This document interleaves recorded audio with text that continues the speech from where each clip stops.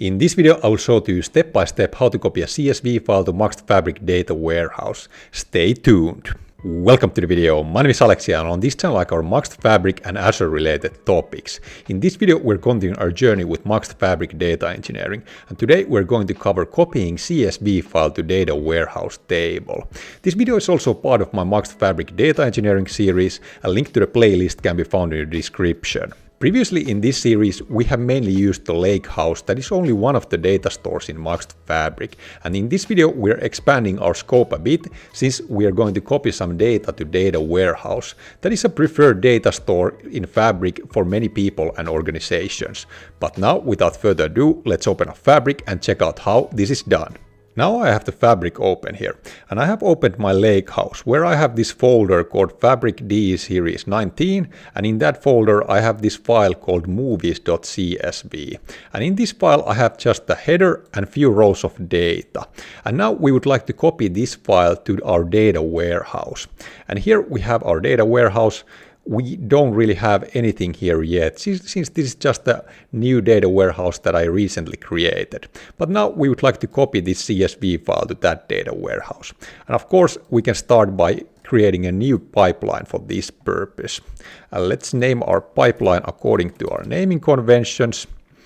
And then when this loads up, we want to start by adding a just copy data activity to our canvas. So we can select copy data activity from this list. And now we would like to configure this copy data activity to copy that CSV file to that data warehouse. And of course, we're going to start from our source configuration. And to this source configuration, we are going to select our Lakehouse. And then we are going to use the file section of our Lakehouse, since our file is there. And then we are going to point our file path to that file that I just showed to you. And then we have to change the file format to delimited text. And we don't need to touch any of these CSV settings, since our file is already following these standard settings that we have here. And we can try to preview the data and see that we have configured everything correctly. And here we can see that our data looks good. So now we have configured everything on the source side. And we have done this already previously in our series multiple times, so this should be some basic stuff. And next we configure our destination. And now we want to select our warehouse, and then we are going to configure this destination to write that CSV data to this warehouse. And since we don't have any tables there yet, or a table for that file specifically, we are going to use this auto create table feature that will actually create the database table for this file. Also, a nice feature in this auto create table is that it will also create the database schema. And if you're not previously familiar what is a database schema, you can basically think about it as this kind of a folder or logical grouping of database items like tables, views, and stored procedures.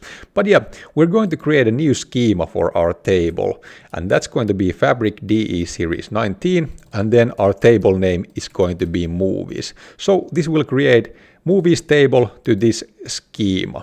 And then we can check out some advanced settings that we have available in this activity. We can start from this pre-copy script that is usually one of the most used advanced settings. Here you could define some SQL statements that are executed before this copy data activity runs. One typical use case here is that you would like to empty the table before loading the data. So you could have here, for example, a truncate table statement that would wipe the table clean before adding the new data. But since we don't have there any tables, or we don't have that table yet, we are not going to define anything to this pre-copy script. But yeah, we have now configured everything on our destination side as well. Then we can check out this mapping tab here that would allow us to do some data mappings, meaning that we could map data from our CSV columns to our database columns. And we can actually click this import schemas button so we get that initial mapping here. This will take a little while to load up.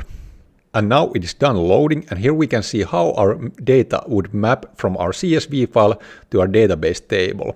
Of course, since we don't have that table there yet and we are just using the auto create table feature, the column names in the database will be exactly the same as they are in the header of the CSV file. Of course, here we could do some adjustments to these names if we would like to. For example, write something else to the rating field or whatever we want. Or maybe change some data types here to better fit our data to the correct type. For example, use some numeric values for our rating or year columns.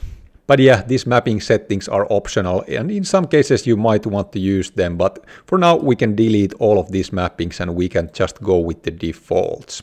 Next, we could try to run this pipeline, but before we do that, I would like you to know that I spent a ton of my free time creating these videos for you, and that's why I would like you to hit that like button and subscribe to the channel for more Microsoft Fabric data engineering content. It doesn't cost you anything, and I would highly appreciate that. But now, let's try to run our pipeline. And next, we can click this run button and try to run this pipeline and see what happens. Now our pipeline is running, and this will take a little while to complete. And now our pipeline has succeeded, and now we can go and check out our data warehouse. Do we have that table there? And now we can see that we have a new schema here, and in that schema we have one table called movies, where we just copied that data. And we can see that in that table we have that same data that we had in the CSV file.